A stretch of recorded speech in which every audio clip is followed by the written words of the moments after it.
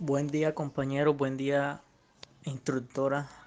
Mi grupo está conformado por Ángela Mercado, María Ibáñez, Mayra Mesa, Sandy Guevara y mi persona José Arroyo.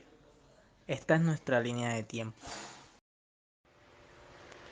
En Mesopotamia, los archivos y archiveros se encuentran en palacios y templos, entre otros lugares dignos o sagrados.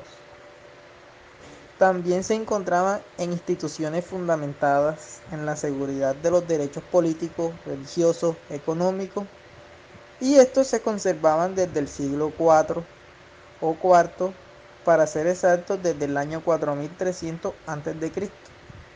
Esto se hacía en grandes piedras llamadas lápidas, mientras que en el siglo V en Egipto es básico el archivo o archivero. Se tenían que volver a hacer los archivos cada vez que se presentaba una inundación del río Nilo. El factor que hace que los archivos en Egipto sean abundantes en la materia escrita o escritoria es, se escriben sobre el papiro, que tiene ventajas y desventajas. La ventaja, la desventaja es porque era muy frágil, pero la ventaja es que era muy barato. Este material era fácil de escribir en tinta. Se escribía con pinceles hechos en juncho y se podían guardar en forma de rollos, y se puede tener gran cantidad de documentos en poco espacio. Grecia aportó la palabra archivo y el diseño de edificios en la edad moderna y contemporánea. Allí utilizaban tablillas de arcilla. La documentación llevaba archivos de la economía. Los documentos eran guardados en el templo y su ingreso era restringido. En el siglo V iniciaron con las tablillas de madera. Dieron paso a la creación de la escritura utilizando sangre animal. En Roma utilizaban tablas de madera, archivaban sus ideas y llevaban un control económico. En los archivos se conservaban las fórmulas sagradas que se utilizaban en los sacrificios. En el año 78 a.C. se construye el Tabularium, archivo central de Roma. Existieron archivos imperiales, tabularios provinciales y tabularios municipales, lo cual fue de gran importancia para la epigrafía y para la historia del archivo. Edad Media. En Edad Media solamente se conservaban los archivos en los monasterios. Se dio en España en la decadencia del archivo romano gracias a los bárbaros. Lo que tenían el desarrollo de los documentos era el rey, el señor feudal y el arzobispo. Principalmente se encontraban los archivos de la economía eclesiástica, como los ingresos y egresos de la iglesia. Se conservaban también los documentos de propiedades y privilegios feudales. En el siglo XII se recupera el derecho romano. Se introduce una clasificación sistemática, cronológica, y se conserva la información en legajos. En el siglo XIII y XIV se comienzan los archivos locales. El Renacimiento. En 1540 nace el primer archivo de la corona. En 1545 Carlos I crea el primer archivo llamado Simancas.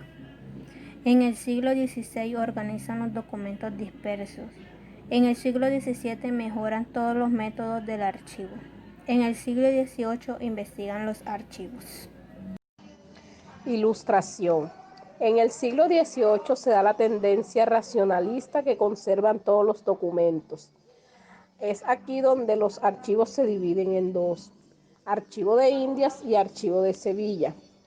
Se creó en 1785 por deseo del rey Carlos III, con el objetivo de centralizar en un único lugar la documentación referente a la administración de los territorios ultramarinos españoles, hasta entonces dispersa en diferentes archivos.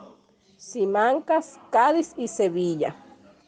La creación de estos archivos se dieron por dos razones fundamentales. Por una parte, la falta de espacio en el Archivo General de Simancas y por otro, en línea con el espíritu de la Ilustración. En octubre de 1785 empiezan a llegar al archivo los primeros documentos. Desde entonces y en distintas remesas se van incorporando los fondos de las principales instituciones relacionadas con las Indias hasta convertir al archivo en el principal depósito documental para el estudio. Los documentos que hoy conservan estos archivos ocupan más de 9 kilómetros lineales de estantería. Se trata de unos 43.000 legajos con unos 80 millones de páginas y 8.000 mapas y dibujos. Revolución Francesa. Fue uno de los acontecimientos que marcó el rumbo de la historia mundial, ya que se generan cambios a nivel social, políticos y culturales. Acontecimientos que se debían documentar y preservar para la historia. De ahí a que la archivística evolucionó también. En 1794 se crea el Archivo Nacional y los archivos de carácter público. 1836 los archivos religiosos ahora pasan a ser del Estado. 1844 se reconoce el archivo. 1858 se crea el cuerpo facultativo. 1868 se inicia la publicación del archivo. En el siglo XIX se inicia el periodo del desarrollo archivístico, como también se configura la archivística como una disciplina creciente, cuyas necesidades de partida, de inicio, fueron buscar concentrar la documentación y concebir un sistema global de organización de los documentos. Se empieza a diferenciar el archivo, que es el archivo histórico, y el archivo administrativo, creando grandes depósitos documentales para concentrar fondos. Nacen también dos elementos de descripción, que es la analítica y la sintética. La analítica busca que los documentos sean organizados en un orden paleográfico, diplomático e histórico.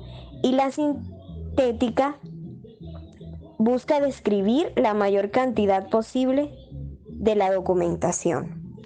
El siglo XX se caracteriza por la consolidación de los avances que fueron experimentados y se empieza a dar una producción profesional más abundantes.